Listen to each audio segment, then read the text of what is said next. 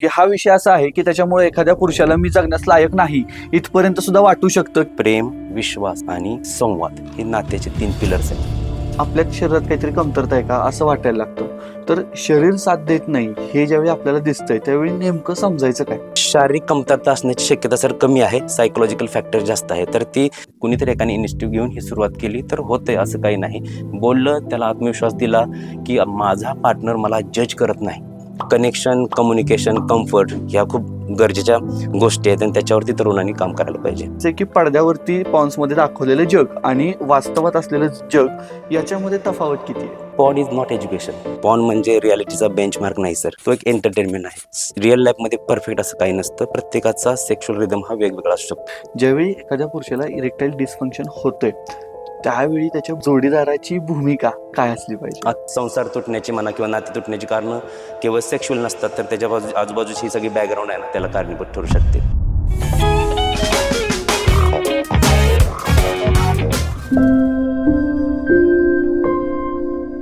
नमस्कार मंडळी, आपल्या नवीन पॉडकास्टमध्ये तुम्हा सगळ्यांचं खूप खूप स्वागत.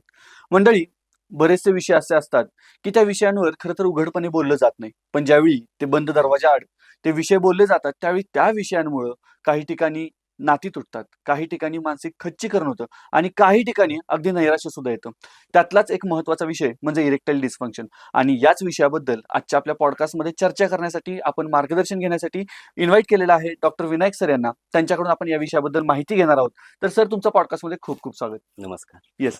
सर, आपल्या पॉडकास्टला सुरुवात करताना मला पहिल्यांदाच हा प्रश्न विचारायचा आहे की साधारणपणे आजकाल बरेचसे ज्यावेळी व्ह्यूज बघतो आपण किंवा या इरेक्टाईल डिस्फंक्शन या मुद्द्यावरचे प्रश्न लोकांचे बघतो त्यावेळी एक कॉमन प्रश्न दिसून येतो, तो म्हणजे 2-3 मिनिटांचा जर तो परफॉर्मन्स आहे तर तो परफॉर्मन्स सामान्य समजायचा की काहीतरी गंभीर आजार त्यातून निर्माण होतोय असं स्वतःची समजूत घालून घ्यायला सुरुवात करायचं. आता तुमचा जो प्रश्नामध्ये 2 ते 3 मिनिटाचा परफॉर्मन्स आहे, बरोबर. तो थोडासा शब्द आहे ना, थोडासा इथं योग्य वाटत नाही. का? तर 2 ते 3 मिनिटाचा परफॉर्मन्स म्हटलं का फक्त ड्युरेशन नाही. हं, तर हं. इरेक्शनची क्वालिटी, ओके. इरेक्शनवरचा कंट्रोल आणि आपापसामधलं समाधान ह्या गोष्टी महत्त्वाच्या आहेत. आता 2 ते 3 मिनिटात इजॅक्युलेशन होते असं तुम्हाला म्हणायचं, म्हणजे ती क्रिया लवकर पूर्ण होते. तर याला इरेक्टाईल डिस्फंक्शन म्हणायचं का प्रीमॅच्युअर इजॅक्युलेशन म्हणायचं? हा एक क्लिअर झालं पाहिजे. बरोबर. तुमच्या प्रेक्षकांना सांगू इच्छितो की इरेक्टाईल डिस्फंक्शन हे वेगळं आहे आणि प्रीमॅच्युअर इजॅक्युलेशन हे इजॅक्युलेशन. वेगळं आहे. ओके. आता इरेक्टाईल डिस्फंक्शनमध्ये होतं काय, तर ताठरता प्रॉपर येत नाही किंवा टिकत नाही आणि प्रीमॅच्युअर इजॅक्युलेशनमध्ये वीर्यस्खलन हे लवकर होतं, इजॅक्युलेशनवरती कंट्रोल राहत नाही. हा पहिला फरक आपण समजून घेतला ओके, पाहिजे. ओके. आता तुमचा 2 ते 3 मिनिटात परफॉर्मन्स पूर्ण होतो किंवा परफॉर्मन्स होतो, ही जी क्रिया जर आपण पकडली, तर त्याचा इरेक्टाईल डिस्फंक्शनशी संबंध नाही. तो शीघ्रपतनाशी संबंध जोडता येईल. परंतु शीघ्रपतन पण कधी म्हणायचं सर, जेव्हा ते इजॅक्युलेशन 1 ते 1.5 मिनिटाच्या आत होईल. तर ओके. मग आता 2 ते 3 मिनिटं पकडायची कशी? तर साधारण नॉर्मल सेक्स टाईम जो आहे तो 3 ते 7 मिनिटांचा आहे आणि हा ॲक्चुअल सेक्स टाईम म्हणजे पेनिट्रेटिव्ह सेक्स टाईम आहे. म्हणजे कसं, की फोरप्ले जे आपण शारीरिक संबंधापूर्वी करतो त्या क्रिया, त्याचा याच्यामध्ये इन्क्लूड होत नाही. म्हणजे ती क्रिया सोडून 3 ते 7 मिनिटाची ही नॉर्मल सेक्स टाईम समजलं जातं. मग ओके. आता 2 ते 3 मिनिटं जे आहेत तुमचे, ते नॉर्मलच्या जवळचा बसतो. हं, सर्वसाधारण हं. म्हणजे 2 मिनिटापासून 10 मिनिटापर्यंत असाही सेक्स टाईम सांगितलेला आहे. ओके. आणि ओके. ॲव्हरेज जो सेक्स टाईम आहे तो 5 ते 6 मिनिटाचा आहे ॲक्चुअल पेनिट्रेटिव्ह. मग 2 ते 3 मिनिटं जे आहे आपण नॉर्मलच्या जवळ जाणारा सेक्स टाईम असं म्हणू शकतो. परंतु समस्या कधी? जेव्हा तुमचं इजॅक्युलेशन 1 ते 1.5 मिनिटाच्या आत होतं. ओके. हे सातत्याने होत आहे. दोन्ही कपल्सला याच्यामधून समाधान मिळत नाही. अँक्झायटी वाढत आहे. रिलेशनशिप इश्यू निर्माण होते. तर ह्याला शीघ्रपतन असे म्हणायचं. म्हणजे 2 ते 3 मिनिटांचा जो तुमचा प्रश्न आहे, एक वेळ तो कंप्लीटली आजार म्हणता येणार नाही. परंतु शीघ्रपतन जर म्हणायचं असेल, तर 1 ते 1.5 मिनिटाच्या आत इजॅक्युलेशनवरती कंट्रोल न होणं आणि ती क्रिया संपणं आणि ती सातत्याने होणे. याला आपण म्हणजे शीघ्रपतन किंवा ही साधारणपणे समस्या म्हणू शकतो आपण. 3 मिनिटाच्या पुढे जात असेल तर आपल्याला नॉर्मल अडचण आहे, किंवा नॉर्मल आहे. कॉन्फिडन्स लो होण्याची काही गरज काही नाही. गरज नाही. हां, अजून मी तुम्हाला त्यात काय सांगितलं होतं, की तुमचं इरेक्शनची क्वालिटी किती आहे बरोबर. आणि तुमचं म्युच्युअल समाधान किती आहे, हां, कंट्रोल हां, किती आहे, हां. हेही खूप महत्त्वाचं आहे. म्हणजे बरोबर. शारीरिक संबंध पकडताना यालाही महत्त्व आहे, केवळ ड्युरेशनला किंवा परफॉर्मन्सला महत्त्व नाही. हं, या गोष्टींनाही हं. महत्त्वाचं आहे आणि इमोशनल कनेक्शन पण सुद्धा त्या ठिकाणी महत्त्वाचं आलं. मग याच्यामध्ये आणखीन एक सर याच विषयाला धरून पुढचा प्रश्न आहे, तो म्हणजे की बऱ्याचदा असं असतं की मनामध्ये इच्छा असते, हं. पण इच्छा असून सुद्धा शरीर साथ देत नाही. मग त्याच्यामध्ये डोक्यात काहीतरी विचार चालू असतात किंवा मग आपल्याच शरीरात काहीतरी कमतरता आहे का असं वाटायला लागतं. तर शरीर साथ देत नाही हे ज्यावेळी आपल्याला दिसतंय त्यावेळी नेमकं समजायचं काय? डोकं आणि शरीर असे जे तुमचे शब्द आहेत, तर हां, तुम्हाला हां. असं म्हणायचं काही सायकॉलॉजिकल कारणं जास्त असतात बरोबर, का फिजिकल बरोबर, कारणं जास्त? बरोबर. एक समजून घ्या, सेक्शुअल रिस्पॉन्स जो आहे ना, तो एक मेंदूची एक प्रक्रिया आहे. म्हणजे तो मेंदू आणि शरीर याच्यामध्ये समन्वय साधणारी सेक्शुअल रिस्पॉन्स ही क्रिया आहे. ओके. त्यामुळे मेंटल हे सुद्धा खूप गरजेचं आहे. मानसिक कारणं अतिशय महत्त्वाचे आहे. जरा यंग मुलांचा जर विचार करायला गेला तर स्ट्रेस, एन्झायटी, डिप्रेशन किंवा करिअरचं टेन्शन, हं, रिलेशनशिप हं. इश्यूज, परफॉर्मन्स एन्झायटी या प्रकारचा त्याच्यामध्ये समावेश असतो. आणि जर फिजिकल कारणं बघायला गेली तर ओबेसिटी, डायबिटीज, हायपरटेन्शन अशा प्रकारची कारणं असतात. या व्यतिरिक्त हार्मोनल, स्मोकिंग इत्यादी कारणं असतात. तर ही जी आहेत ती ऑर्गॅनिक आहेत आणि मी सुरुवातीला जे सांगितलं तुम्हाला मेंटल कारणं किंवा इमोशनल, सायकॉलॉजिकल कारणं याला सायकोजेनिक इरेक्टाईल डिस्फंक्शन असं म्हटलं जातं. परंतु तरुणांचं सांगू का मी तुम्हाला? तरुणांचं सायकॉलॉजिकलच फॅक्टर जास्त असतात. ओके. 70 ते 80% कारणं ही तरुणांची सायकॉलॉजिकल असतात. याचं एक तुम्हाला एक चांगलं उदाहरण देऊ का? बऱ्याचदा तरुणांना मॉर्निंग इरेक्शन म्हणजे हं, सकाळची हं. ताठरता चांगली येते किंवा मास्टरबेशन करताना किंवा हस्तमैथुन करताना इरेक्शन असतं.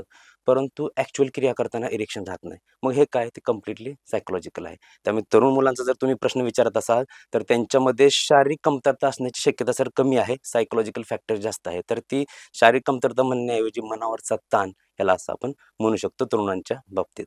जर मनावरचा ताण किंवा सायकॉलॉजिकल इरेक्टाईल डिस्फंक्शन आपण जे म्हणतो, याच्यामध्ये तुमच्या आत्ताच्या प्रॅक्टिसमध्ये तुम्हाला असे कोणते 2-3 महत्त्वाचे मुद्दे वाटतात का, की ज्याच्यावरती खरं तर तरुणांनी लक्ष दिलं पाहिजे? कारण त्या मुद्द्यांवरती काम केलं, तर रात्री आपल्याला किंवा ज्यावेळी-केवेळी आपण ही क्रिया करणार आहोत, त्यावेळी आपल्याला एक सॅटिस्फॅक्शन मिळू शकतं. ना की आपल्याला परफॉर्मन्स अँक्झायटी आहे किंवा ना की आपल्याला मला जमेल का नाही हा न्यूनगंड आहे. बरोबर. यापेक्षा मग आत्ता असे मनावर ताण आणणारे 2-3 महत्त्वाचे घटक कोणते आहेत? पहिलं म्हणजे सगळ्यात महत्त्वाचं की झोप. ओके.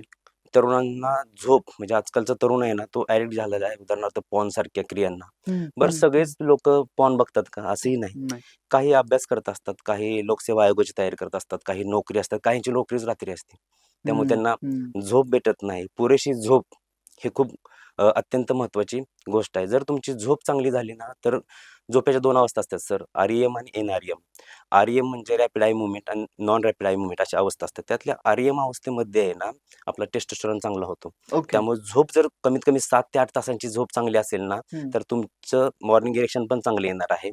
बरं झोप चांगली झाली म्हणजे तुमच्या इतर गोष्टी चांगल्या असतात. शारीरिक, मानसिक स्वास्थ्य चांगलं राहते. त्यामुळे झोपेवर त्यांनी कंट्रोल केलं पाहिजे किंवा झोप चांगली घेतली पाहिजे. याचबरोबर पॉर्नसारख्या सवयीमुळे काय झालेलं आहे, की आपल्याला अवास्तव दृश्य दिसायला लागले. म्हणजे आपल्याला हं, हं. बऱ्याचदा टायमिंग, ड्युरेशन याच्याबद्दल आपल्या मनात काहीतरी वेगळ्या संकल्पना निर्माण होतात. त्याच्यात वेगळं दाखवलेलं असतं आणि ॲक्चुअलमध्ये ती क्रिया तशी होत नाही. त्यामुळे कंपॅरिझन केलं जातं. इमोशनल कनेक्शन तुटतं. त्यामुळे कनेक्शन, कम्युनिकेशन, कम्फर्ट ह्या खूप गरजेच्या गोष्टी आहेत आणि त्याच्यावरती तरुणांनी काम करायला पाहिजे. ओके. हं, आता पॉर्नबद्दल बोलतोय आपण. हं. म्हणजे विषय निघाला आहे म्हणून मला खरं तर त्याच विषयीचा प्रश्न एक छाडावासा वाटतोय. तो म्हणजे बऱ्याचदा पॉर्न्समध्ये साईज दाखवली जाते किंवा बऱ्याचदा परफॉर्मन्स टायमिंग मॅटर दाखवला जातो आणि त्यातून एक भीती यायला लागते किंवा त्यातून एक न्यूनगंड यायला लागतो, की अरे हे एवढा वेळ केलं पाहिजे का? अरे ही एवढी साईज असली पाहिजे का? हे बरेच प्रश्न यायला लागतात.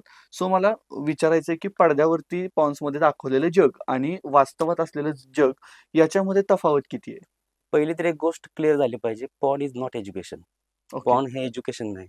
तो एक एंटरटेनमेंट आहे. हं, हं. आता तुम्ही वास्तव आणि वास्तव जग आणि पडद्यामागचं जग किंवा बरोबर. पडद्यावरचं जग पडद्यावरचं जग. याच्यामध्ये तुम्ही बघा त्या पडद्यावरच्या जगांमध्ये एक ॲक्टरची तशी निवड झाली असते. कास्टिंग तशी असते. हं, हं. कॅमेरा अँगल्स असतात, एडिटिंग असतं. वेगवेगळ्या प्रकारे ते दृश्य अवास्तव दाखवलं असतं, वाढवून दाखवलं असतं, रिस्पॉन्स वाढवून दाखवला असतो. ॲक्चुअल लाईफमध्ये इमोशन्स महत्त्वाचे असतात, कम्फर्ट महत्त्वाचा असतो, आपसातलं कनेक्शन महत्त्वाचं असतं. आपल्या शरीराला काहीतरी लिमिटेशन्स आहेत. पॉर्न म्हणजे रिॲलिटीचा बेंचमार्क नाही सर. दुसरी गोष्ट तुम्ही म्हटला ना एक्स्पेक्टेशन्स. हं, हं. पॉर्नमध्ये ड्युरेशन, टायमिंग हे वाढवून दाखवलेलं असतं. परफेक्ट इरेक्शन, परफेक्ट सगळ्या गोष्टी दाखवलेल्या असतात. रिअल लाईफमध्ये परफेक्ट असं काही नसतं. प्रत्येकाचा सेक्शुअल रिदम हा वेगवेगळा असू शकतो. त्यामुळे काय होतं, की पॉर्न बघितल्यानंतर त्या तरुणांना किंवा कोणी बघत असेल पॉर्नमध्ये, पॉर्न व्हिडिओ बघत असतील किंवा अशा प्रकारचे व्हिडिओ बघत असतील, तर त्यांना एक परफॉर्मन्स एन्झायटी येते. अरे, त्यामध्ये रिस्पॉन्स असा दाखवलेला आहे. एकदम एक्झॅजरेटेड रिस्पॉन्स दाखवले असतात. फिमेलचा पण रिस्पॉन्स वेगळा दाखवलेला असतो.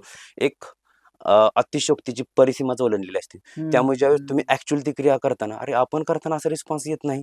आपलं काहीतरी चुकतंय का? मग एक गिल्ट येतो, तो भावनिकदृष्ट्या दूर जायला लागतो, परफॉर्मन्स एन्झायटी येते, अशा प्रकारचं प्रेशर येतं. म्हणून पुन्हा सांगतो की पॉर्न हे एज्युकेशन नाही, ते डिस्ट्रॅक्शन आहे. म्हणजे जर तुम्हाला याच्याबद्दल प्रॉपर नॉलेज असणं खूप गरजेचं आहे. सेक्स एज्युकेशन ही काळाची गरज झालेली आहे. परंतु हे करत असताना आता मी बघतो बऱ्याचदा एज्युकेशनच्या नावाखाली पुन्हा त्याच क्रिया होते. त्यामुळे तुम्ही एज्युकेशन कुठे घेताय हे देखील महत्त्वाचं आहे. त्यामुळे पॉर्न हे अवास्तव आहे, वास्तववादी चित्र नाही.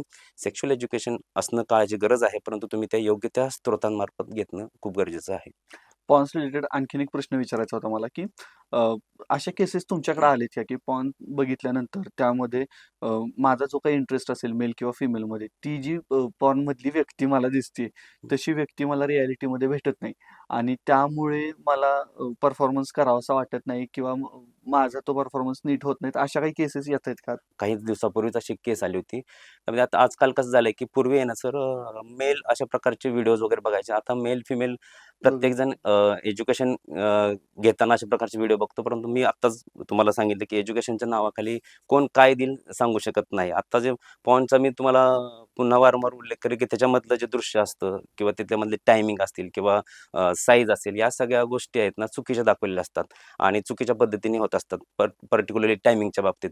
मगाशी मी तुम्हाला नॉर्मल सेक्स टाईम सांगितला, हं, तो 3 ते हं. 7 मिनिटं. त्यामध्ये जवळ-जवळ 20 मिनिटं, त्याच्यापेक्षा अर्धा तास किंवा 1 तास अशा प्रकारचे ते व्हिडिओ दाखवले जातात. त्यामुळे स्त्रियांना किंवा पुरुषांना देखील असं वाटतं, की आपला सेक्स टाईम कमी झालेला आहे का? मग बऱ्याचदा असं होऊ शकतं, की त्या ओरिजिनल लाईफमध्ये साधारणतः 3 ते 7 मिनिटाच्या आत किंवा किंबहुना त्याच्या आधीही संपू शकते. परंतु तुम्हाला एक गोष्ट आणखी सांगतो सर, हं, हं. इरेक्टाईल डिस्फंक्शन नेहमीच जनरलाइज असत नाही. बऱ्याचदा सिच्युएशनल सुद्धा असू शकतो. म्हणजे? म्हणजे काही जण पहिल्यांदा ती कृती करत असतात सर. हं, हं. किंवा काही जणांना आहे ना बॅड एक्सपिरियन्स मागचा असतो. त्यामुळे ओके. परफॉर्मन्स व्यवस्थित होईल का नाही त्याची भीती असते. त्यामुळे ती क्रिया जी आहे ना, ती व्यवस्थित होत नाही. आता बऱ्याचदा कसं होतं, की मेल आणि फिमेल अराउजल इश्यूज असतात. म्हणजे बऱ्याचदा असं असतं, की मेलला माहीत असते, की माझी ती क्रिया लवकर होणार आहे. त्यामुळे तो फोर प्लेवरती इतकं लक्ष देत नाही. फिमेलची आणि मेलची इंटिमेसी थोडीशी वेगळी असते. फिमेल रिस्पॉन्सिव्ह असतात. त्यांना फोर प्लेमध्ये इंटरेस्ट असतो, भावनिक नात्यामध्ये इंटरेस्ट असतो. त्यांना ती क्रिया अगोदर व्हायला लागते आणि त्यानंतर त्या गोष्टी त्या अराउजलपर्यंत पोहोचतात. कित्येक वेळा तर असं होतात काही वेळा शारीरिक संबंध, की त्यामध्ये अराउजल नाही येत, परंतु ती क्रिया होऊन जाते. ओके. त्यामुळे इमोशनल कनेक्शन देखील महत्त्वाचं आहे. प्रश्न होता, की अशा प्रकारचे दृश्य आणि ओरिजिनल लाईफमध्ये फरक आहे का? तर नक्कीच आहे. कारण केवळ ती ॲक्टिव्हिटी त्याच्यामध्ये समावेश नसतो. तर या सगळ्या गोष्टींचा परिणाम त्याच्यामध्ये होत असतो. ॲक्चुअल पेनिट्रेटिव्ह सेक्स वेगळा असतो, दृश्य वेगळे दाखवलेले असतात आणि रिअल लाईफमध्ये आपल्याला वेगळे अनुभव येतात. त्यामुळे बऱ्याचदा संसार तुटण्याची म्हणा किंवा नाती तुटण्याची कारणं केवळ सेक्शुअल नसतात, तर त्याच्या आजूबाजूची ही सगळी बॅकग्राऊंड आहे ना, त्याला कारणीभूत ठरू शकते. त्यामुळे ओके. मी पुन्हा सांगेल, की कनेक्शन, कम्युनिकेशन आणि कम्फर्ट या नात्यामध्ये आवश्यक आहेत. ओके. हां, आता आपल्या पॉडकास्टच्या दुसऱ्या टप्प्याकडे जाताना मला थोडंसं आत्ता जी आपली लाईफस्टाईल झाली, त्या रिलेटेड काही प्रश्न आहेत आणि त्यातले काही प्रश्न विचारताना पहिल्यांदा विचारायचं आहे, की म्हणजे माझा एक मित्र होता आणि त्याला फक्त इतरांसोबत मी राहतोय, तर मला कूल वाटलं पाहिजे, मी कूल दिसलो पाहिजे, म्हणून त्यानं सिगारेट घ्यायची सवय लागली ओके, ओके, आणि नंतर मग ती दिवसाला 1 पॅकेट जाण्यापर्यंत सवय गेली किंवा ओके. दुसरा एक मित्र होता, तर तो त्याच्या कलीगसोबत ज्यावेळी काम करायचा, त्यावेळी तो जो काही ग्रुप होता, त्या ग्रुपमध्ये मी वेगळा वाटतोय. मग मी वेगळा नाही वाटलो पाहिजे म्हणून त्यानं ड्रिंक्स घ्यायला सुरुवात केली. ओके, आणि ओके. नंतर असं झालं, की एका काळानंतर जसा हा एक-एक पॅकेट दिवसाला संपवायला लागला, तसं हा रोजच रात्री घ्यायला लागला किंवा ओके, रोजच त्याला ओके, ओके, ड्रिंकची ओके. सवय लागली. सो या सवयींचा पुढे जाऊन भविष्यामध्ये लैंगिक परफॉर्मन्सवरती काही इश्यू होतात का? नक्कीच, हे नाकारता येत नाही. सर आपण लहानपणापासून ऐकलंय, की सिगारेट असो, तंबाखू असो किंवा अल्कोहोल असो, बरोबर, हे आरोग्यासाठी घातक आहे. सगळ्यांना माहिती आहे, सर्वश्रुत आहे. म्हणजे सर्वांना माहिती आहे, की या गोष्टीचा आपल्या आरोग्यावरती विपरीत परिणाम होतो. बरोबर. परंतु जोपर्यंत त्याच्या सेक्शुअल ॲक्टिव्हिटीवरती परिणाम होत नाही ना, हं. तोपर्यंत तो जागा होत नाही. तोपर्यंत त्याचं गांभीर्य घेत नाही.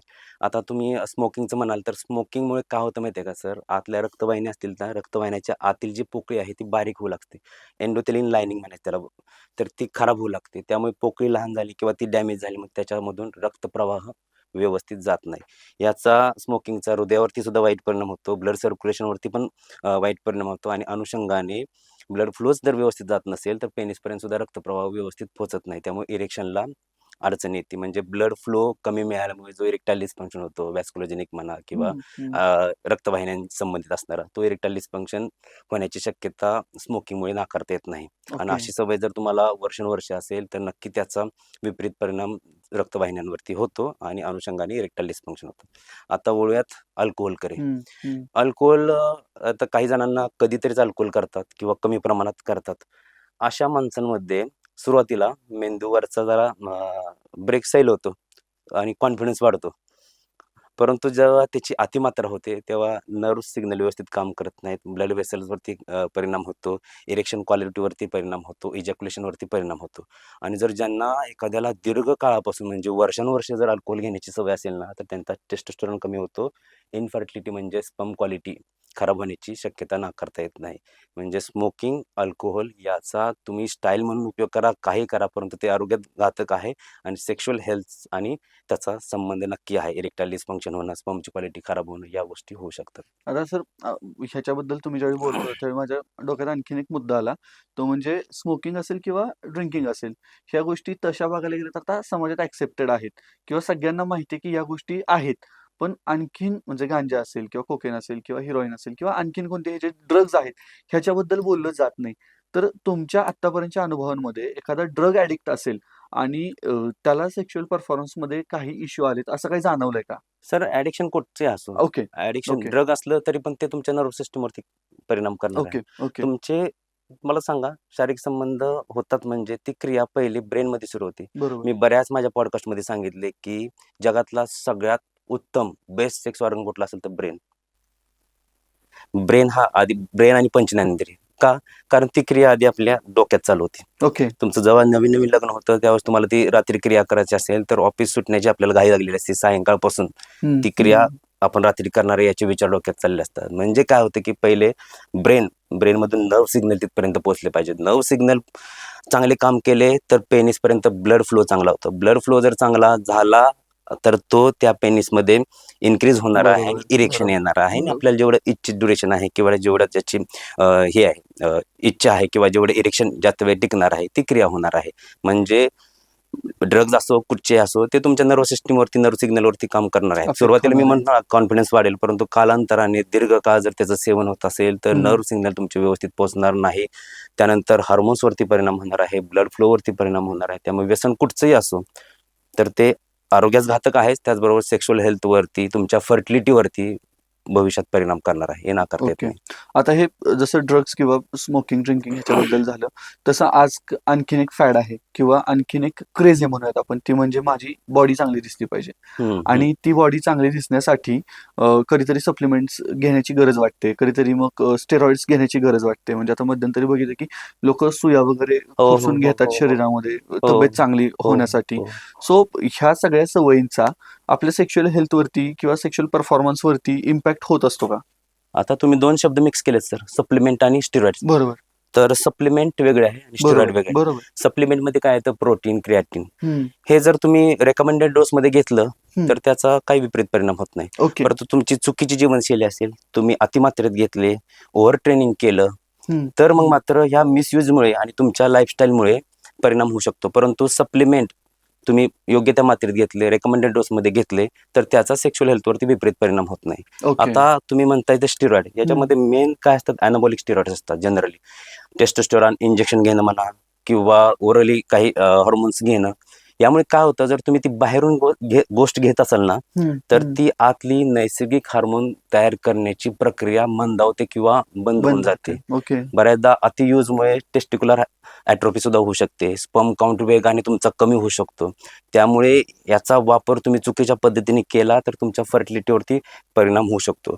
मगाशी जसं बोललो तर सुरुवातीला तुमची लिबिडो वाढू शकते, परंतु कालांतराने इरेक्टाईल डिस्फंक्शन होणार आहे. लिबिडो तुमची कमी होणार आहे. स्पर्म काउंटवरती परिणाम होणार आहे. त्यामुळे बाहेरून एक्सटर्नल अॅनाबॉलिक स्टिरॉइडचा शरीरावरती विपरीत परिणाम होतो. सप्लिमेंट मात्र योग्य त्या मात्रेत घेतलं तर त्याचा दुष्परिणाम होत नाही. सर आता बोलता तुम्ही टेस्टिक्युलर ॲट्रोफी म्हणालात. हं. म्हणजे काय ते सांगाल का? श्रिंक होतात. टेस्टिस ओके, श्रिंक होतात. ओके. ही एक आता जीवनशैली झाली की मला सप्लिमेंट्स किंवा स्टेरॉइड घेण्याची गरज वाटते किंवा हं. मला बाकीच्या सगळ्या गोष्टी जाणवतात आणि मी स्वतःला जज करत असतो. तसं आणखीन एक जीवनशैलीमधला आजकाल बदल मला जाणवतं ते म्हणजे रात्री लवकर झोपच येत नाही किंवा हो, हो. झोपायचं नसतं आणि अपुरी झोप असेल किंवा सतत मोबाईल स्क्रोलिंग असेल म्हणजे दिवसा रात्री. बरोबर, पण बरोबर. ह्याचा मोबाईल स्क्रोलिंगचा असेल किंवा झोपेचा असेल डायरेक्ट कनेक्ट आहे का? बरोबर. चांगली झोप जर झाली तर मगाशीच सांगितलं मी REM स्लीप म्हणजे बरोबर. चांगली झोप झाली 7 ते 8 तासांची चांगली झोप झाली तर तुमचा टेस्टोस्टेरॉन चांगला होतो. त्यामुळे 7 ते 8 तासांची झोप व्हायला पाहिजे. झोप होणं आवश्यक आहे. झोपेचा आणि टेस्टोस्टेरॉनचा संबंध आहे. हम्म, आता तुम्ही मोबाईलचं म्हटलं. हम्म. मोबाईलमुळे डायरेक्ट टेस्टोस्टेरॉन कमी होत नाही. ओके. मोबाईलचा वापर तुम्ही जर रात्रभर करत बसला तर मोबाईल असेल, टीव्ही स्क्रीन असेल किंवा लॅपटॉप असेल त्याच्यामधून ब्लू लाईट्स येत असतात. ते काय करतात तुमच्या शरीरात एक मेलॅटोनिन नावाचा हार्मोन असतो. मेलॅटोनिन हार्मोनचं काम काय आहे सर तुम्हाला रात्री झोप आणणं. तो अंधाराच वाढणारा हार्मोन आहे. त्यामुळे जर तो कमी व्हायला लागला मेंदूला निरोप काय झाला जातो की अजून दिवसच आहे. मेंदूला एक प्रकारे फसवलं जातं लाईट चालू असली तर. त्यामुळे झोप खराब होते आणि झोप जर खराब झाली तर झोपेमुळे टेस्टोस्टेरॉनवरती परिणाम होणार आहे. म्हणजे मोबाईलमुळे इफेक्ट होत नाही तर मोबाईलच्या अतिवापरामुळे तुमची जर झोप मोड झाली तर तुमच्या जीवनशैलीवरती तुमच्या टेस्टोस्टेरॉनवरती आणि त्या ऍक्टिव्हिटीवरती परिणाम होऊ शकतो. टेस्टोस्टेरॉन हा बॉडीच्या क्लॉकनुसार चालणारा हार्मोन आहे. ओके. आलं का लक्षात? त्यामुळे तुम्हाला झोप चांगली असणं खूप गरजेचं आहे. मग ती मोबाईलमुळे जर झोप मोडत असेल ना तर त्याचा परिणाम तुमच्या टेस्टोस्टेरॉनवर होणार आहे, सेक्शुअल हेल्थवरती देखील होणार आहे. मग आतापर्यंत आपलं जे बोलणं चालू आहे त्याच्यावरून समजा असं म्हणलं की जर एखाद्याला इरेक्टाईल डिस्फंक्शन होत असेल तर ते भविष्यात येणाऱ्या हार्ट अटॅकची नांदी आहे. तर ह्याच्यामध्ये किती तथ्य वाटतं तुम्हाला? ओके. हार्ट अटॅक म्हणण्यापेक्षा कार्डिओस्क्युलर डिसीजेस आणि इरेक्टाईल डिस्फंक्शन यांचा संबंध आहे का? तर हो. ओके. इरेक्टाईल डिस्फंक्शन होतं म्हणजे काय होतं की ब्लड फ्लो कमी होतो. ब्लड वेसल्स डॅमेज होतात. हार्ट अटॅक किंवा हार्ट डिसीजमध्ये पण बऱ्याचशी अशाच प्रकारे होतं की ब्लड फ्लोचं कार्य व्यवस्थित होत नाही. आता याला काय म्हणायचं सर सेंटिनल सिम्पटम्स म्हटलं जातं इरेक्टाईल डिस्फंक्शनला. का म्हटलं जातं तर पेनिसमध्ये ज्या रक्तवाहिनी आहेत ना सर तुम्हाला आश्चर्य वाटेल ऐकताना हार्टपेक्षा सुद्धा बारीक आणि सेन्सिटिव्ह असतात. काय म्हटलो मी पेनिसमधल्या ब्लड वेसल्स किंवा रक्तवाहिन्या असतात त्या हार्टमधल्या वेसल्सपेक्षा रक्तवाहिन्यापेक्षा बारीक आणि सेन्सिटिव्ह असतात. मग जर ब्लड फ्लो कमी होत असेल तर आधी ब्लॉकेज कुठे होणार आहे तर त्या ठिकाणी जाणाऱ्या रक्तवाहिन्या त्याच्यावरती परिणाम होणार आहे. म्हणजे 4-5 वर्षानंतर एखादा हार्ट डिसीज किंवा हार्ट अटॅक किंवा स्पेशली एंजायना म्हणतो अशा प्रकारचं लक्षण दिसण्यापूर्वी कदाचित तुम्हाला इरेक्टाईल डिस्फंक्शन दिसून येईल. म्हणून त्याला भविष्यात येणाऱ्या गंभीर आजाराचं हार्ट डिसीजचं कारण इरेक्टाईल डिस्फंक्शन लक्षण स्वरूपात तुम्हाला दिसू शकतं. तर ह्याच्यामध्ये तथ्य आहे. कारण रक्तवाहिन्या मी सांगितलं की त्याच्यातल्या लहान असतात. अशा प्रकारे रक्तपुरवठा शरीरापर्यंत कमी होऊ लागला याची आपल्याला एक वॉर्निंग साईन मिळू शकतं. जसं हृदयासंबंधी झालं तसं आजकाल भारताला मधुमेहाची जागतिक राजधानी ही एक उपाधी मिळालेली आहे. आणि त्याच्यातून असं म्हटलं जातं की बाबा मधुमेह झाला किंवा डायबिटीस झाला की सेक्शुअल लाईफ संपलं. यामध्ये किती तथ्य वाटतं? सेक्शुअल लाईफ संपतं असं नाही. डायबिटीसमुळे सेक्शुअल लाईफ संपतं असं नाही तर अनकंट्रोल डायबिटीसमुळे संपतं. तुमचं शुगर मेंटेन राहिली पाहिजे, आटोक्यात राहिली पाहिजे. तर डायरेक्टली डायबिटीसमुळे संपतं असं नाही. हा डायबिटीस परिणाम करतं. काय परिणाम करतं माहिती आहे का? डायबिटीस हा असा आजार आहे तो तुमच्या ब्लड वेसल्सवरती परिणाम करतो, तुमच्या नर्व्सवरती परिणाम करतो, तुमच्या हार्मोन्सवरती परिणाम करतो. तर मी मगाशी बोलताना सांगितलं हे तिन्ही घटक तुमच्या सेक्शुअल लाईफसाठी महत्वाचे आहेत. पुरुषांना इरेक्टाईल डिस्फंक्शन होऊ शकतो, लॉस ऑफ लिबिडो होऊ शकतो म्हणजे काम इच्छा कमी होणं आणि इजॅक्युलेशनवरचा कंट्रोल कमी होणं हे होऊ शकतं. स्त्रियांमध्ये व्हाजायनल ड्रायनेस, अराउजल किंवा डिझायर कमी होणं, pain during sexual intercourse, dryness असल्यामुळे अशा प्रकारच्या आणि त्यामुळे बऱ्याचदा डिझायर कमी होणं, त्याच्यामध्ये इंटरेस्ट नसणं अशा प्रकारच्या क्रिया डायबिटीसमुळे होऊ शकतात या गोष्टी. त्यामुळे डायबिटीस आणि सेक्शुअल हेल्थचा संबंध आहे.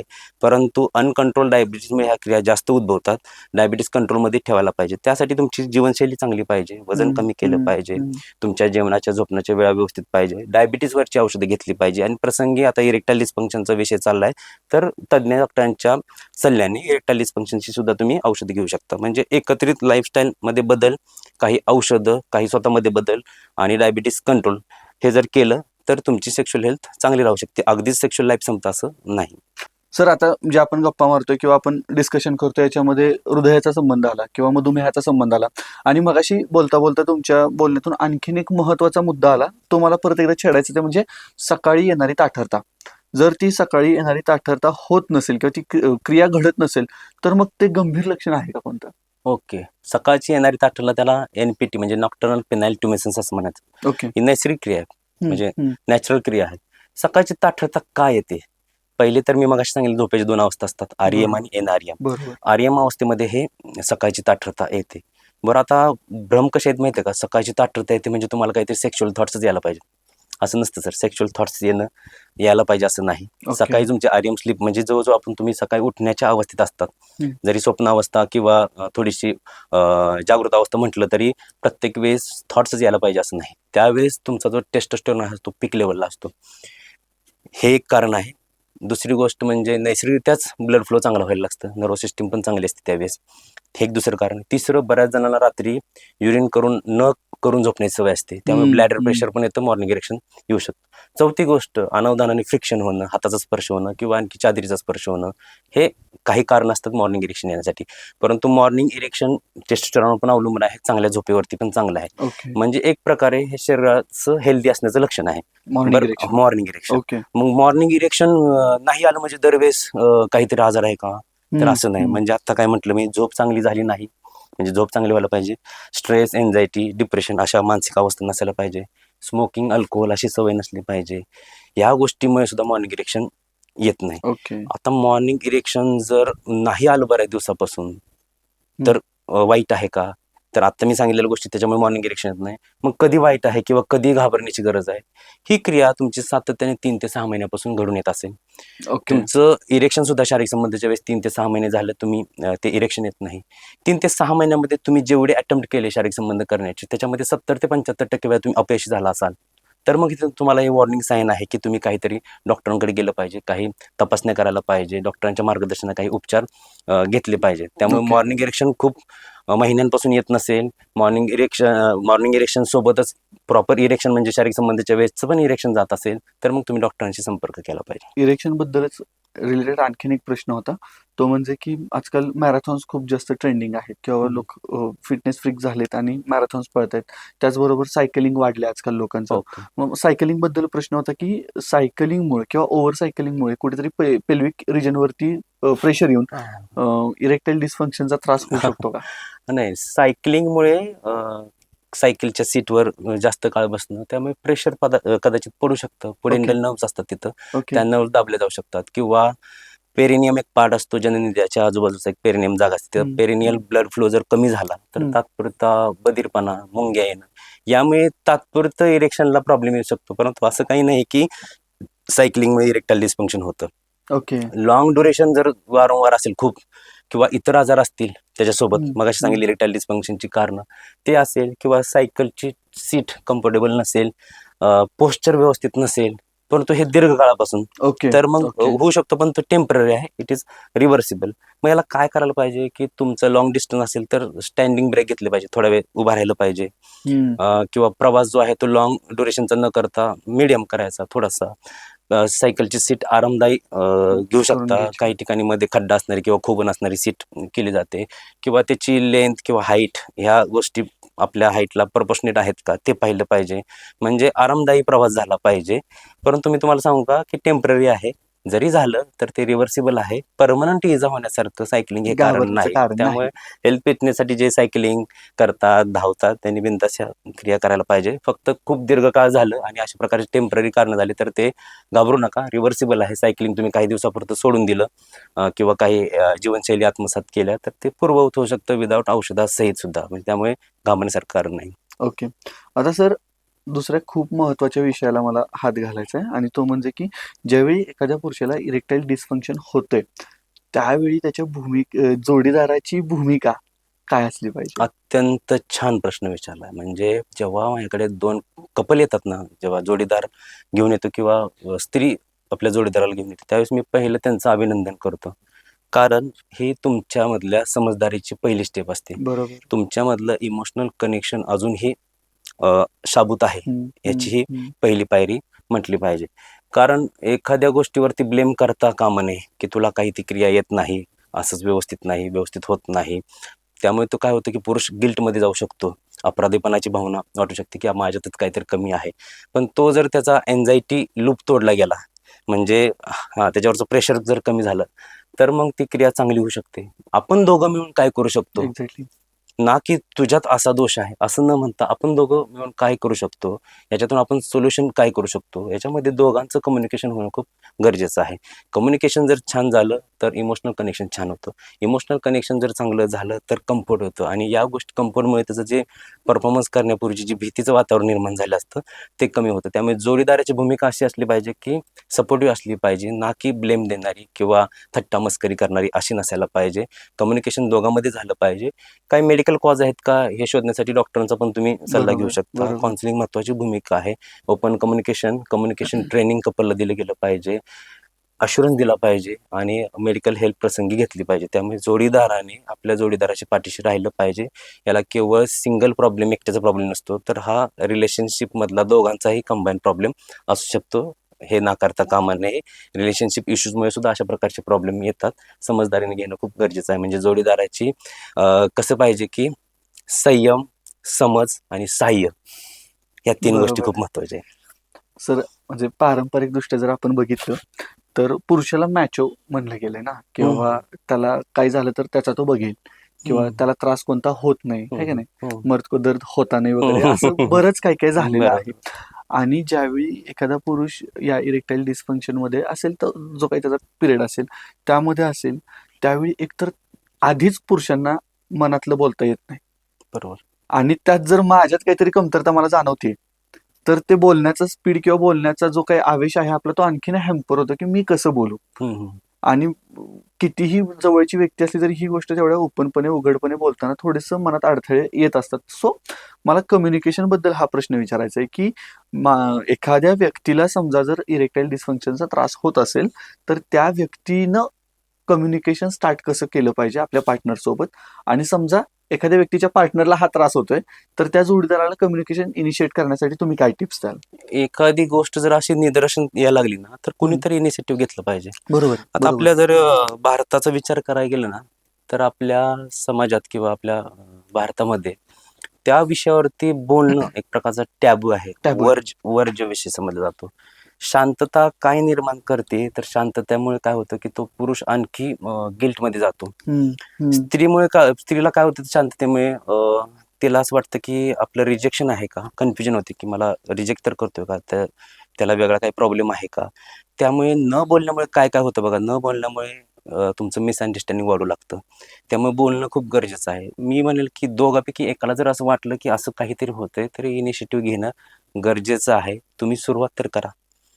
की मगाशी म्हटलं ना, ब्लेम देऊ नका. हम्म, मला असं हम्म. वाटतंय, तुम्ही जर डायरेक्ट ब्लेम केला ना की XYZ, अरे तू असं आहे, तुझं तसंच आहे, तुझ्यामध्ये असं होतंय असं मला वाटतंय, असं म्हणण्यापेक्षा आपण मला असं फील व्हायला लागले बरं का, आपण हम्म, असं करू हम्म, शकतोय हम्म. बरं का, म्हणजे कन्सर्न दिसला हा त्याच्यामध्ये. असं करू शकतोय, मग आपण याच्यावर दोघं काय मिळून सोल्युशन काढू शकू. म्हणजे का मी नेहमी सांगतो, प्रेम, विश्वास आणि संवाद हे नात्याचे 3 पिलर्स आहेत. त्यामुळे तुमच्यात प्रेम असायला पाहिजेत, मग ते शारीरिक असो, भावनिक असो, दोन्ही. आणि विश्वास तर पाहिजेच. विश्वास नाही ठेवून जर तुम्ही सारखा संशय घेतला, तर मग ती क्रिया होणार नाही. आपण गृहीत धरतो की असं झालं असेल तर असं झालं. मग ते बरोबर. गृहीत धरण्यापेक्षा विचारा ना, संवाद स्टार्ट करायला पाहिजे सर कुठेतरी. त्यामुळे प्रेम, विश्वास, संवाद ही नात्याचे 3 पिलर्स आहेत. कुणीतरी एकाने संवाद स्टार्ट करणं गरजेचं आहे, आणि तो ब्लेम देणारा नसावा. तुम्ही विचारला प्रश्न की कसा असावा, तर तो ब्लेम देणारा नसावा. आपण दोघं मिळून काय करू शकतो, यातून प्रॉब्लेम मला असं वाटतोय, तर मेडिकल प्रॉब्लेम आहे का, आपण आपसात बोललं पाहिजे. जर वाटलं तर प्रसंगी काउन्सिलरची किंवा मेडिकल हेल्प तुम्ही घ्यायला पाहिजे. तर कुणीतरी एकाने इनिशिएटिव्ह घेऊन ही सुरुवात केली तर होतंय, असं काही नाही. बोललं, त्याला आत्मविश्वास दिला की माझा पार्टनर मला जज करत नाही. मेलचे ट्रिगरिंग पॉईंट असतात बरं का, की मला जज करते कोण तर. परफॉर्मन्स एन्झायटी हा ट्रिगरिंग पॉईंट असतो. त्यामुळे मला कुठेतरी जज होईल मी, आणि मगाशी सांगितलं ना, ह्या सगळ्या गोष्टीचा परिणाम होतोय. आपण काय पाहतोय, समाजात काय चाललंय, किंवा पॉर्नसारखे व्हिडिओ असेल, यामुळे जज केलं जातं की आपला परफॉर्मन्स कुठं, रियालिटी वेगळी आहे. म्हणून मगाशी मी बोलताना पण म्हणलं होतं की पॉर्न व्हिडिओ किंवा काय रियालिटीचा बेंचमार्क नाही. त्यामुळे संवाद कुणीतरी स्टार्ट करायला पाहिजे, आणि नंतर एकदा का संवाद खुलायला लागला का ते प्रेशर कमी होतं, आणि प्रसंगी तुम्ही काउन्सिलरची किंवा मेडिकलची हेल्प घेतली तर तुमचं नातं वेळेस बहरू टिकतं, शकतो. आणि बरोबर. ते दीर्घकाळ टिकतं. बऱ्याचदा व्हायग्रा घ्यायची पण सवय असते ना ओके. लोकांना. सो मला त्याच्याबद्दल विचारायचं की एकदा का ती व्हायग्रा घ्यायची सवय लागली की ती आयुष्यभर त्याशिवाय जमतच नाही, असं काही निदर्शनास आलंय का? बघा वायग्रा म्हणजे काय, एक ब्रँड नेम आहे. त्याच्यामध्ये सिल्डेनाफिल नावाचं औषधी तत्व असतं. हम्म, PD5 इनिव्हेटेबल असं म्हटलं जातं. खरं सांगू का, ते काही सवय लागण्यासारखं किंवा ॲडिक्शनचं नाही. ते मर्यादित काळापुरतं प्रिस्क्राईब केलं जातं. तुम्ही किती काळापुरतं प्रिस्क्राईब करता हे महत्त्वाचं आहे. दुसरी गोष्ट, त्यांनी काही विड्रॉल सिम्प्टम्स येत नाही. एखाद्या दारू सोडल्यानंतर कसं विड्रॉल सिम्प्टम्स येतं, असं ओके काही नाही. ओके. डिपेंडन्सी तर बिलकुल नाही. फक्त एक गोष्ट होऊ शकते, की सायकोलॉजी. मला वायग्रा घेतल्याशिवाय मला शारीरिक संबंध करताच येत नाहीत, हम्म, अशी भावना, त्याच्यावर हम्म. डिपेंड राहण्याची सवय लागू शकते. किंवा परफॉर्मन्स एन्झायटी होऊ शकते, की वायग्रा न घेता जर आपण परफॉर्मन्स करत असेल तर कदाचित त्या व्यक्तीला परफॉर्मन्स एन्झायटी होऊ शकते. म्हणजे ओके. हा सायकोलॉजिकल फॅक्टर आहे, याच्यावरती काम करणं खूप गरजेचं आहे. म्हणजे वायग्रा अगदीच खराबच गोष्ट आहे असं नाही. डॉक्टरांच्या सल्ल्याने तुम्ही ठराविक काळासाठी टेम्पररी प्रॉब्लेम असेल तर तुम्ही घेऊ शकता, परंतु त्याच्यावरती डिपेंडंट राहील किंवा वायग्रेची सवय लागेल असं पण काही नसतं. ओके. आणि समजा डायबिटीस असेल किंवा हृदयाच्या संबंधी काही अडचण असेल तर व्हायग्रा त्रासदायक ठरू हो शकतं का, का? वायग्रा कुणामध्ये कम्प्लिटली कॉन्ट्रा इंडिकेटर आहे. हम्म. ज्यांना एन्झायना म्हणजे चेस्ट पेन सारख्या कंडिशन आहेत त्यांना नायट्रेट्स वर्गातील औषधद्रव्य दिले जातात. ओके. या गोष्टींमध्ये ते कॉन्ट्रा इंडिकेटर आहे. कारण काय होतं, अशा वेळेस काय होतं, ऑलरेडी त्यांना ती औषध चालू असतात. जर व्हायग्रा घेतलं तर आणखी ब्लड प्रेशर कमी होतं. सिव्हिअर ओके हायपोटेन्शन होऊ शकतो, ओके. माणूस कोलॅप्स होऊ शकतो. माणसांना ग्रह काय माहिती आहे का, वायग्रा घेतल्यानंतर बीपी वाढतो.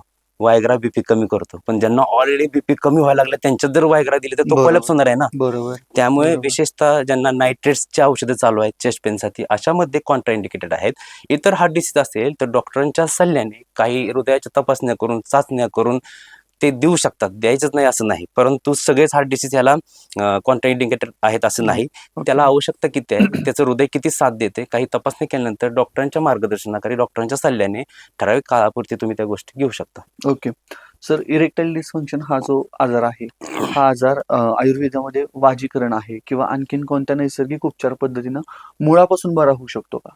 पहिले तर मुळापासून बरा होतो ना, ही टर्मच इथं थोडीशी मोठी वाटते, मोठी होते. किंवा ओके मुळापासून बरं होणं कुणीच दावा नाही केला पाहिजे, ना ॲलोपॅथी, ना आयुर्वेद, ना कोणत्याही पॅथीने. ओके. मुळापासून बरा होणे असा दावाच करणं इथिकली किंवा मेडिकली गेली हे रॉंग आहे.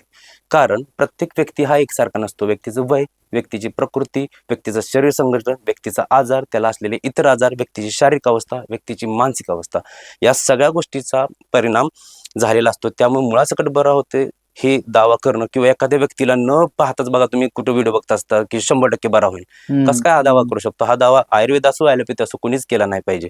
दुसरी गोष्ट, मग असा प्रश्न पाहिजे की बाबा आयुर्वेदात त्याच्यावरती सोल्युशन आहेत का? आयुर्वेदाला सर जीवनाचं शास्त्र म्हटलंय. म्हणजे आयुर्वेदात काय नाही. आयुर्वेद केवळ औषधांचं शास्त्र नाही. दिनचर्या, ऋतुचर्या, सकाळी उठल्यापासून काय करायचं हे देखील आयुर्वेदात सांगितलेलं आहे. आयुर्वेद कसं काम करतो, की स्वस्थ व्यक्तीच्या स्वास्थ्याचं रक्षण करणं आणि जो रोगी आहे, व्याधीग्रस्त आहे, त्याला व्याधीमुक्त करणं, हे त्याचं प्रिन्सिपल आहे. म्हणजे आयुर्वेद हे खरं जीवनाचं शास्त्र आहे. मगाशी तुम्ही वाजीकरण म्हणला, काय बालग्रह ऊर्ध्वांग शल्य द्रष्ट्रा जरा वृषानं म्हणजे रसायन वाजीकरण हे सेपरेट अध्याय आहेत. त्याच्यावरती विवेचनपूर्ण अभ्यास झालेला आहे.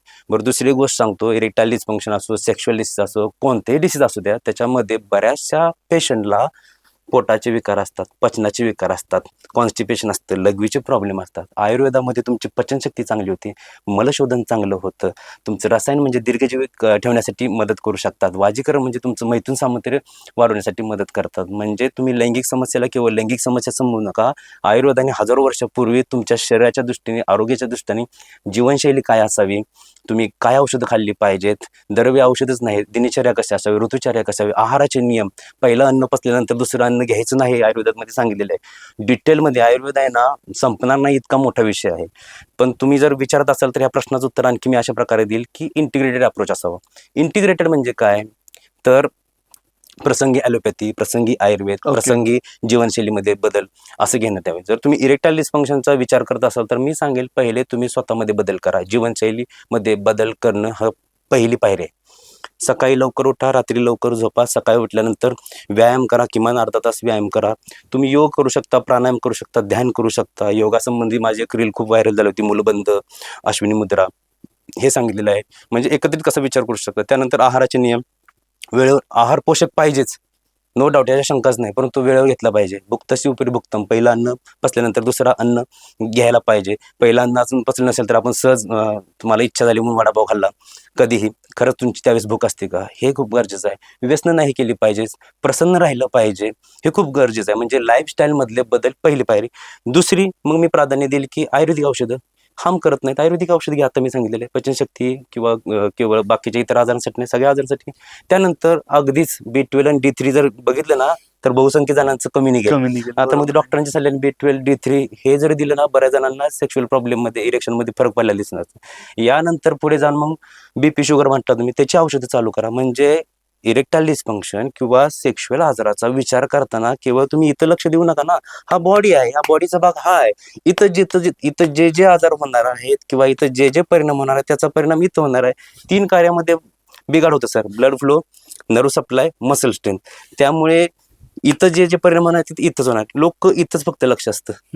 त्याच्यामुळे असा विचार केला तर तुमचा एकत्रित परिणाम होऊ शकतो. आयुर्वेद बेस्ट आहे का, तर चांगला आहे. जीवनाचं शास्त्र आहे आयुर्वेदाचं. तुम्ही विचारलं की आयुर्वेदाने याच्यात रिझल्ट येतात का, येतात. फक्त तुम्ही कोणाकडून घेताय. बरोबर. मगाशी आपण जसं बोललो. तज्ञ, त्या विषयाचं त्या व्यक्तीला, त्या डॉक्टरला ज्ञान किती आहे, तुम्ही कुणाच्या हातात पडताय हे सुद्धा खूप महत्वाचं आहे सर. खरंय. म्हणजे खरंय. तुम्ही कुणाच्या हातात तुमचं आरोग्य जाते आपल्याला तो, आणि आपल्याला समजतं. त्यामुळे मी सांगेल की बोगस डॉक्टरांपासून वाचण्यासाठी तुम्ही त्या डॉक्टरकडे जाताना त्याचा पूर्ण अभ्यास करून जावा. आपल्यासाठी हे योग्य आहे का, बरं त्यांनी वेळ दिला पाहिजे. ते वेळ दिल्यानंतर तुमचा आजार समजून सांगितला पाहिजे. जर तुम्हाला बरोबर. विश्वास वाटला तर त्या अनुषंगाने तुम्ही ते ट्रीटमेंट घेऊ शकता. माझं इथं पॅथीवाद नाही. ॲलोपॅथी घ्या, आयुर्वेद घ्या किंवा आणखी कोणते शास्त्र, सगळेच चांगलं. आरोग्याच रक्षणच करण्यासाठी शास्त्र जन्माला आले. फक्त त्या शास्त्राचं त्या व्यक्तीला, त्या डॉक्टरला पुरेपूर नॉलेज असलं पाहिजे. बरोबर. तर मग तुम्हाला रिझल्ट येणार आहे. ब्लूबेरी असेल, पिस्ता असेल, बदाम असेल किंवा टरबूज असेल, हे नॅचरल वायग्रा म्हणून काम करतं का? म्हणजे असं मी थोडंसं वाचलं होतं म्हणून. बरोबर. नॅचरल वायग्रा म्हणजे वायग्रा बद्दल आता आपण बोललो. वायग्राचं काम ब्लड फ्लो इन्क्रीज करणं, शरीरात ब्लड सर्क्युलेशन चांगलं करणं असं आहे. आता नॅचरल वायग्रा म्हणजे नैसर्गिकरित्या जे ब्लड फ्लो इन्क्रीज करणारे आहेत अशी घटक द्रव्ये म्हणू शकतो. आता सध्या उन्हाळा चालू, तर आपण एक उदाहरण दाखल फक्त कलिंगडाचं उदाहरण घेऊया. बाकीचे सगळं त्याच्या अनुषंगानेच वर्णन असेल. कलिंगडामध्ये काय आहे सर, सिट्रुलिन नावाचं एक अमोनो ऍसिड असतं. सिट्रुलिनचं रूपांतर होतं आर्जिनिनमध्ये, आणि आर्जिनिनचं रूपांतर होतं नायट्रिक ऑक्साईडमध्ये. आणि नायट्रिक ऑक्साईड काय करतं, तुमच्या रक्तवाहिन्या वाईड करायचं काम करतं, म्हणजे वाढवायचं काम करतं. आणि रक्तवाहिन्या जर चांगल्या वाईड झाल्या तर त्यातून ब्लड फ्लो, सर्क्युलेशन चांगलं होतं. कलिंगड फक्त ब्लड फ्लोवरती काम करत नाही, तर ते हार्टचं हेल्थ पण चांगलं ठेवतं. त्याच्यामुळं ते छानच आहे. Blood circulation, blood flow improve होण्यासाठी मदत करतं. परंतु जर त्याची प्रत्यक्ष तुलना जर वायग्रा बरोबर करायचं गेलं तर ती होऊ शकत नाही. ती आहारी घटक आहे. वायग्रा जेवढा इफेक्टिव्हली रोल आहे, कारण ती एक ट्रीटमेंट आहे. औषधाला पर्याय आहार असू शकत नाही. आहार काय करू शकेल की तुमचं माइल्ड इरेक्टाईल डिस्फंक्शन असेल किंवा कमी स्वरूपाचा आजार असेल तर त्याला मदत करू शकतं. पण ज्यावेळेस प्रत्यक्ष ट्रीटमेंटची वेळ येते त्यावेळेस तुमचं एखादं औषध आणि आहारी घटक याच्यामध्ये तफावत आहे सर. त्यामुळे नॅचरल वायग्रा म्हणताय चांगली गोष्ट आहे, कारण ते ब्लड सर्क्युलेशन इम्प्रूव्ह करते, इरेक्शनला मदत करते. परंतु पुन्हा सांगतो की इरेक्टाईल डिस्फंक्शनची कारणं एकच नसतात, ब्लड फ्लो नसतात, काही सायकोजेनिक पण असतात, काही आजार पण असतात, काही हॉर्मोन्स असतात. त्यामुळे तुमचे कारण काय आहे त्या अनुरूप ट्रीटमेंट दिली तर फरक पडतो. त्यामुळे कारण पण महत्वाचं आहे. एक फक्त होऊ शकेल की नैसर्गिक आहे त्यामुळे त्याचा काही साईड इफेक्ट नाही. तुम्ही कमी प्रमाणात किंवा योग्य ते प्रमाणात ते आहारी घटक म्हणून घेऊ शकता, परंतु कम्प्लिटली ट्रीटमेंट म्हणून ते घेणं बरोबर नाही असं मला वाटतं. औषधाचा पर्याय कम्प्लिटली आहार होणार नाही. आहार तुमच्या हेल्दी राहण्यासाठी, ब्लड सर्क्युलेशनसाठी इम्प्रूव्ह करू शकतो. पण ट्रीटमेंट म्हणून PDE5 इन्हिबिटर असतील, सिल्डेनाफिल असतील, डॉक्टरांच्या सल्ल्याने आणखी कोणती औषध असतील तर ते तुम्ही ट्रीटमेंट म्हणून त्या औषधांवरती अवलंबून राहिलं पाहिजे, ना की अन्न घटकांवरती. अन्न घटक फक्त तुम्हाला ते एक सपोर्टिव्ह किंवा काही अंशी ते तुम्हाला मदत करू शकतील. ट्रीटमेंट म्हणून त्याला 100% किंवा कम्प्लिटली ट्रीटमेंट म्हणून त्याच्यावरती अवलंबून राहणं चुकीचं आहे. ओके. सर, आता पॉडकास्टच्या आपण शेवटच्या टप्प्याकडे येतोय आणि त्याच्यानं मला रॅपिड फायरचे 2 प्रश्न आहेत. तर ते प्रश्न पहिल्यांदा विचारायचे ते म्हणजे रात्रभर ताठरता देणारी औषधं अशी काही जाहिरात असते, त्या औषधांमुळे किडन्या खराब होतात का? आता याच्यात तुम्ही रॅपिड फायर म्हणताय, पण 2 प्रश्न आपोआप तयार झाले. बरोबर. रात्रभर ताठरता हा कन्सेप्ट चुकीचा आहे. त्यामुळे अशी जर चुकीची जाहिरात करत असेल ना तर ती मिसलिडिंग ऍडव्हर्टायझिंग. मग अशीच बोलताना म्हणलं की रात्रभर ताठरता राहणं हे चुकीचं आहे. एक मेडिकल इमर्जन्सी असू शकते, रात्रभर ताठरता राहत नाही आणि तसं राहता कामा नये. असं जर झालं तर ती मेडिकल इमर्जन्सी आहे, चुकीची जाहिरात. दुसरी किडनी खराब होणं. आता इरेक्शन आणणारी औषधं PD5 इन्हिबिटर सांगितलं मी, हम्म. सिल्डेनाफिल, हे काय करतात, त्याचे काय ॲडिक्शन लागत नाही किंवा डॉक्टरांच्या सल्ल्याने योग्य त्या प्रमाणात किंवा योग्य त्या डोसमध्ये घेतलं तर त्याचा किडनी खराब होत नाही किंवा असा काही वाईट परिणाम होत नाही. हा एक गैरसमज आहे. ओके. अतिमास्टरबेशन आणि भविष्यातील लैंगिक संबंध यांचा काही संबंध आहे का? मास्टरबेशन म्हणजे हस्तमैथून आणि इरेक्टाईल डिस्फंक्शनचा काही संबंध नाही, परंतु ती जर सवय तुमची कंपल्सिव्ह झाली, तुम्ही पॉर्नवर डिपेंडंट राहिला, परफॉर्मन्स एन्झायटी वाढायला लागली, तर असा सर्व मिळून इरेक्टाईल डिस्फंक्शन होऊ शकतो, परंतु तो टेम्पररी आहे, परत तो रिव्हर्ट होऊ शकतो. त्यामुळे ओके. हस्तमैथून आणि इरेक्टाईल डिस्फंक्शन होतं हे चुकीचं आहे. ओके.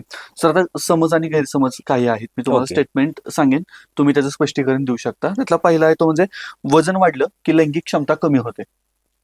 कमी प्रमाणात वजन वाढलं तर लैंगिक क्षमता कमी होत नाही किंवा इरेक्टाईल डिस्फंक्शन होत नाही. अति प्रमाणात जर ओबेसिटी झाली, म्हणजे त्याला अतिलठ्ठपणा म्हटलं, तर मग तुमच्या ब्लड वेसल्सवरती परिणाम होतो, टेस्टोस्टेरॉनवरती परिणाम होतो आणि मग तुम्हाला ते इरेक्टाईल डिस्फंक्शन होतं. परंतु तुम्ही जर वजन नियंत्रणात आणलं, हेल्दी लाईफस्टाईल घेतलं, तर तुमचं इरेक्टाईल डिस्फंक्शन पुन्हा रिव्हर्ट होऊ शकतं. ओके. मगाशी आपण बोलता बोलता मर्द आणि उसको दर्द नाही होता असं काहीतरी बोललो बरोबर होतो. बरोबर. सो जो खरा मर्द आहे हं. त्याला इरेक्टाईल डिस्फंक्शन अशा कोणत्याही गोष्टी होत नाहीत. असं काही नसतं. Erectile dysfunction, premature ejaculation, loss of libido हे जे आहे त्याचा पुरुषत्वाशी संबंध जोडणं चुकीचं आहे. हे ट्रीटेबल आहेत. काही कंडिशनमुळे ह्या गोष्टी होतात. काही कारणं मी तुम्हाला सांगितली. ती जर कारणं ट्रीट झाली तर ते इरेक्टाईल डिस्फंक्शन पुन्हा पूर्ववत होऊ शकतं, म्हणजे इरेक्शन प्रॉपर येऊ शकतं. ओके. इरेक्टाईल डिस्फंक्शन ज्यावेळी होत असेल त्यावेळी फक्त शरीरात काहीतरी कमतरता आहे आणि म्हणूनच इरेक्टाईल डिस्फंक्शन होते असं समजायचं का? मग अशी आपण सायकोजेनिक इरेक्टाईल डिस्फंक्शनचा बरोबर. उल्लेख केला, स्ट्रेस, एन्झायटी, डिप्रेशन, याचबरोबर मग नंतर काही स्मोकिंग, अल्कोहोल यासारख्या सवयी. त्यामुळे शारीरिक कमतरता असं नाही तर बऱ्याचदा सायकोलॉजिकल फॅक्टर सुद्धा जबाबदार असतात किंवा शरीरात काहीतरी कमतरता आहे म्हणून तो आजार होतो असं नाही. ओके. गुप्तांगाचा आकार बरोबर. आणि परफॉर्मन्स किंवा वेळ यांचा डायरेक्ट संबंध असतो. गुप्तांगाचा आकार म्हणजे तुमच्या लिंगाचा आकार, याबद्दल बरेचसे भ्रम आहेत. इरेक्ट झाल्यानंतर म्हणजे ताठरता आल्यानंतर 3 इंचापेक्षा जास्त साईज जवळजवळ सगळ्यांचीच असते. त्यामुळे इरेक्शन साईजचा आणि तुमच्या प्लेजरचा बिलकुल संबंध नाही. इरेक्शनची क्वालिटी, त्यानंतर कंट्रोल, आपापसातलं कम्युनिकेशन आणि सॅटिस्फॅक्शन ह्या गोष्टी महत्त्वाच्या असतात. ओके. एकदा इरेक्टाईल डिस्फंक्शन झालं की तो परत कधीच बरा होत नाही. हा सुद्धा गैरसमज आहे. इरेक्टाईल डिस्फंक्शनची मी तुम्हाला मगाशी कारणं सांगितली, तर ती कारणं ट्रीट झाल्यानंतर बरा होतो, परंतु तुम्ही कोणतं कारण आहे हे शोधलं पाहिजे, त्या कारणानुरूप ट्रीटमेंट घेतली पाहिजे. कम्प्लिटली बरा होणारा आजार आहे. ओके. शेवटचे 2 आहेत. त्यातला पहिला तो म्हणजे सोशल मीडियावरती वेगवेगळ्या जाहिराती दिसतात. हं. त्यातलं तेल किंवा लेप लावले हं. तर ताठरता वाढते. बघा, आयुर्वेदात काही तेल आहेत, त्यांनी ब्लड सर्क्युलेशन इम्प्रूव्ह होऊ शकतं, मसल स्ट्रेंथवरती पण फरक पडू शकतो, परंतु तेल म्हणजेच कम्प्लीट ट्रीटमेंट असं नाही. मी पुन्हा सांगेल ओके. की ती एक सहाय्यक ट्रीटमेंट बनू शकतो. बाकीची ओरल ट्रीटमेंट किंवा काही वेळेस काउन्सिलिंग हे सुद्धा महत्त्वाचं असतं. त्यामुळे तेल म्हणजेच कम्प्लीट ट्रीटमेंट असं नाही, ती एक सहाय्यक ट्रीटमेंट करू शकते. शेवटचा प्रश्न आहे. समज गैरसमज तुम्ही त्याच्याबद्दल सांगा. ते म्हणजे जर ताठरता कमी असेल तर जोडीदाराला कधीच समाधान मिळू शकत नाही. असं पण नाही. समाधान हा तुमचा फोरप्ले, तुमचं arousal, emotional connection, communication, timing आणि टेक्निक याच्यावरती अवलंबून असतं. त्यामुळे याचबरोबर कधी-कधी काय होतं की हे सिच्युएशनल असतं. काही परिस्थितीमध्ये काही काळापुरतं इरेक्टाईल डिस्फंक्शन होऊ शकतं, शकतं. परंतु तुम्ही जर ते मॅनेज केलं व्यवस्थित, काउन्सिलिंग असेल किंवा काही औषध असेल, काही ट्रीटमेंटच्या सहाय्याने, तर तुमचं इरेक्टाईल डिस्फंक्शन हे बरं होऊ शकतं. त्यामुळे हा सुद्धा एक गैरसमज आहे असं म्हणता येईल. ओके. सो या पॉडकास्टमध्ये सर आपण इथेच थांबूयात आणि तुम्ही येऊन इरेक्टाईल डिस्फंक्शन या मुद्द्याबद्दल खूप सखोल माहिती दिली. त्याबद्दल तुमचे खूप खूप आभार. खरंच आपण सुरुवातीला जसं म्हणलेलं होतं की हा विषय असा आहे की त्याच्यामुळे एखाद्या पुरुषाला मी जगण्यास लायक नाही इथपर्यंत सुद्धा वाटू शकतं किंवा खूप जास्त नैराश्य असतं, खूप जास्त मानसिक खच्चीकरण या विषयामुळे होऊ शकतं आणि अशा वेळी समजा पार्टनरची भूमिका जर अपोजिट डिरेक्शनला जाणारी निघाली तर मग माझ्यासमोर काय करायचा हा बऱ्याच पुरुषांना पडू शकतो. त्यामुळे तुमच्या या माहितीमधून, आपल्या या डिस्कशनमधून बऱ्याचशा लोकांचे बरेचसे गैरसमज दूर होतील अशी मी आशा करतो. आणि खरंच तुम्ही खूप छान माहिती दिली डॉक्टर साहेब. त्यामुळे तुमचे खूप खूप आभार. धन्यवाद. तुम्ही पण मला या ठिकाणी बोलवलं आणि अशा विषयावरती अवेअरनेस पसरवायसाठी मदत होईल असं मला वाटतंय.